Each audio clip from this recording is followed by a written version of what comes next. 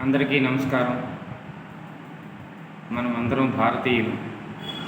భారత జాతి, భారత సంతతి ఎంతో గొప్పది.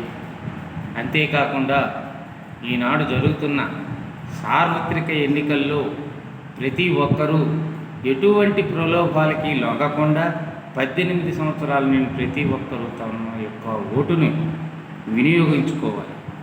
అంతేకాకుండా డబ్బులు, మద్యం, తాయిలాలు వంటి పంపిణీ జరిగితే దాన్ని బహిష్కరించండి.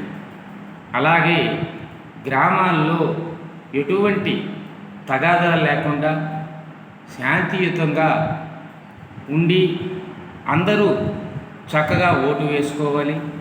అలాగే శాంతి భద్రతను కాపాడే పోలీసులు కూడా మనం గౌరవించాలి.